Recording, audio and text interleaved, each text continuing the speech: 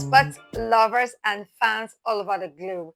Welcome to Sports Deck, a midweek edition of your favorite sports show right here on Waffle Sports, where you get to know the latest in the world of sports. My name is Chikizekwe Choma, your sports goddess, your sports queen, or queen of the airways. Yes, your regular pilot, and I'm set to take you through a ride around the world of sports. So sit back, relax, don't touch the dial. Let's get the show underway.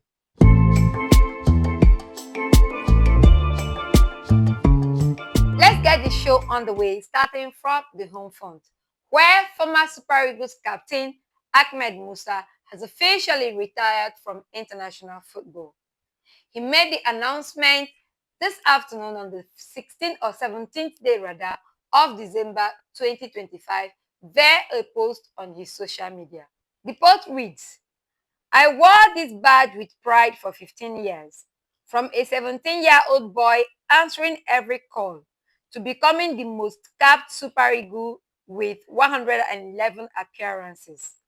AFCON champion, Nigeria's highest World Cup goal scorer, captain, servant, believer. I gave everything. Thank you, Nigeria. My heart will always beat green. What a goodbye and what a moment. I'm sure a lot of you remembers Ahmed Musa, especially for the goal against Argentina in 2018 World Cup. The NFF have sent in a petition to FIFA against DR Congo, stating that they featured ineligible players in their last encounter at the qualifiers. Players cited are the likes of former Manchester United player and West Ham defender Wan-Bissaka. Yes, Aaron Wan-Bissaka. But then the DR Congo Football Federation have also replied to the Nigerian Federation's petitions. I will give you their quote. They said, if you can't win on the pitch, don't try to win from the back door. The World Cup has to be played with dignity and confidence, not with lawyers' trick. Bring it. I mean, from this response, you sure know that these persons are set for a full legal battle. And I know some of you will be wondering, what is this ineligible player about? Now, there's a law in DR Congo that their citizens are not allowed to have dual passport. Like, you're not supposed to be a citizen of DR Congo and a citizen of another nation. But then, Nigeria also is using that against them to say they tricked FIFA to, give the likes of Wan-Bissaka a pass to play for DR Congo, whereas their in-house law, let me use that word now, is against it. But another thing is, does FIFA really get involved in what a country law says or not? Because for FIFA, as long as you are allowed, you are given a pass by FIFA to play for any country. It doesn't matter whether you are a resident of the US or any other country and you're playing for another country. The most important thing is that you have not played any senior game for your country of residence. Anyways, let's see how this battle will unfold, because Nigeria wants to, by all means, be at the World Cup in 2026. How possible would that be? And what do you think? Let us know in the comment section. Moving on from there, let's bring you updates on the AFCON proper. 5 days to go. 68 years of history from 1957 to 2025. 34 editions already played. 15 different countries have been crowned champions. Who will rewrite history and wear the crown as champions of 2025 edition? Well, only time will tell. Meanwhile, the tournament will start probably on Sunday, the 25th of December 2025, with the host nation Morocco taking on Comoros. Nigeria's fixture will be on the 23rd of December 2025, and they will be taking on Tanzania. How will Nigeria fare against Tanzania? We take a clue from, should we actually take a clue from what happened between Nigeria and Egypt in their friendly game yesterday, the 16th day of December, 2025, where Nigeria actually lost by 2 goals to 1. But then, what do you think?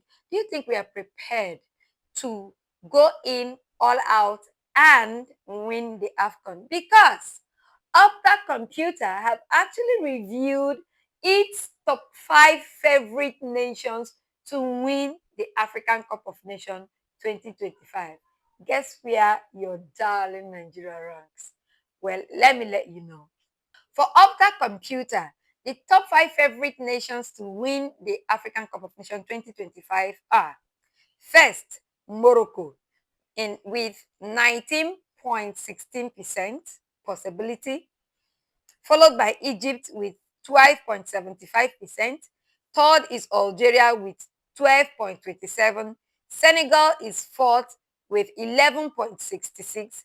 And your darling Nigeria is fifth with 7.89% possibility. Can Nigeria, spill the surprise or spring a surprise, move from fifth to go ahead and win her fourth African Cup of Nations? Considering the fact that they came second the last time, very close, losing just by 1 goal to Ivory Coast, who unfortunately are defending champions that didn't make it to Opta's favorite nations to win the tournament. Well, let us know what you think on the comment section. Moving on from there, let's go to club-side football. Games were played yesterday and some games will be going down today, and that is in the Carabao Cup, where Chelsea defeated Cardiff FC by 3 goals to 1. That game was another show of Enzo Maresca's overthinking and squad rotational policy. He made 11 changes to the squad that played in the previous game. Beat that. From the goalkeeper, Philip Jorgensen, the defenders, Josh Achipong, Tosin Aderobioyo, Bernard Badashili, Heto. The defense, he had Andre Santos, Moses Caicedo, Tyrick George, Focando, Jamie Gittins, and up front here had Maguire. But then it didn't go the way he planned it, because in the second half, there were a series of changes that led to the goals. He brought in the likes of Pedro Neto and the former Manchester United player, talking about Alejandro Garnacho. These two scored the goals that ensured that Chelsea secured a win and a spot in the semi-finals of the Carabao Cup. The manager also defended his rotational policy, citing the busy schedule of the team across 4 competitions, actually, and saying that it was important to manage players' fitness. What do you think? Is it becoming too much? Because, having 11 changes to players that played in your previous game. Well, it further shows that the Chelsea squad has so much depth that you can actually afford to make 11 changes and still play throughout 45 minutes without conceding a goal. Moving on from there, let's bring you the PSG versus Mbappe sagas, as a French court has ordered PSG to pay Kylian Mbappe 60 million euros in unpaid salaries and bonuses. Yes, that is as a result of the long-standing dispute or court issues between the two parties. Now, the decision, which was announced on the 16th of December 2025, found that PSG had failed to pay Mbappe salary of 3 months between April to June 2024, and also other unpaid bonuses, and then a sign-on bonus, and an ethic, that's what they call it, ethic bonus. So all of this put together was what led to the sanction. They failed to recognize PSG's claim that Mbappe had agreed to forfeit all of those bonuses if he was allowed to leave on a free transfer to Real Madrid. Mbappe had initially sued for more than that amount. He had sued PSG for 260 million euros over unpaid bonuses and all, including damages, while PSG countersued him for 440 million euros. Moving on from there, let's go to what's happening at the FIFA. Yes, a lot has gone down since yesterday at the FIFA environment. Let's let you know all of those one after the other. FIFA has announced plans to release £45 tickets for each World Cup games, including the finals. And these tickets will be distributed by the football associations of the 48 countries participating in the World Cup. FIFA also made it known that they have further plans to, release subsidized tickets for the World Cup. So in case you have plans to, go to the World Cups in America, Canada, and Mexico, there could be a chance because going into the competitions, FIFA will further reduce the prices of the tickets. And that came after a lot of backlash following the price of tickets for the World Cup in 2026. FIFA has also announced that the 2026 World Cup Trophy Tour by Coca-Cola will begin officially on January the 3rd, 2026, and it starts in Riyadh, Saudi Arabia. It will span across 150 days, have about 75 stops in 30 FIFA member associations. This event is to give fans all over the world a once-in-a-lifetime opportunity of seeing the original trophy in solid gold nature very closely.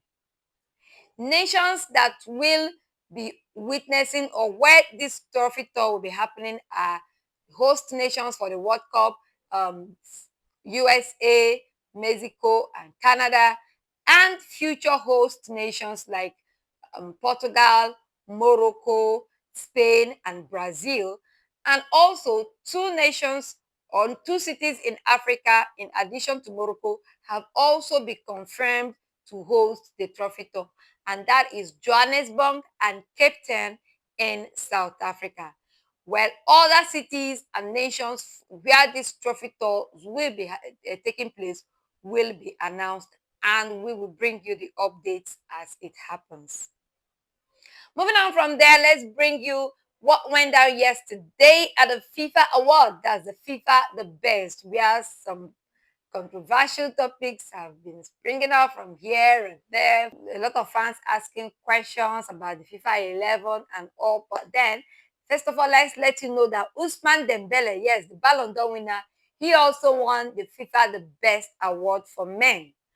Also winning the FIFA the Best Award for women is Aitana Bonmati. She also won the Ballon d'Or for the women 3 times in a row. Like, she's making history in the Ballon d'Or. She has won 3 Ballon d'Ors in a row. Also in the FIFA the Best Award, she has also won 3 the best FIFA the Best in a row. Also, Gigi Donnarumma of Manchester City won the best goalkeeper, FIFA the best goalkeeper, although it's an accumulative point from what he did with PSG, where they went ahead to win the UEFA Champions League, down to what he's doing at Man City currently. For the ladies, it was Chelsea's female goalkeeper, Hannah Hampton, that won the FIFA the Best Goalkeeper Award. Also, Luis Enrique of PSG won the FIFA the Best Manager, while Serena Wigman of the Three Lionesses of England won the FIFA the Best Coach for the women. Now, where the controversy lies is in the FIFA 11 for men. Let me let you know the persons who actually made the list. Now, on the list of FIFA 11, that's FIFA the Best 11, we have in the goalkeeping department Gigi Donnarumma, and then we have, it's a 4-4-2 formation. Yes, they chose a 4-4-2 formation. So we have in the defense, we have Mendes of PSG, Virgil van Dijk of Liverpool. We have Pacho of PSG also, and Hakimi of Morocco. He also was named the African Player of the Year. So good enough to have him on the FIFA 11. In the midfield, we have Pedri of Barcelona, Vitia of PSG, Bellingham of Real Madrid, and Cole Palmer of Chelsea. And then up front, we have Usman Dembele and Lamine Yamal of Barcelona. Now, this is where the controversy lies. A lot of persons are asking questions. What actually is Virgil van Dijk doing in that defense? I'm also asking the same question. And some persons are saying, how did Jude Bellingham make the list?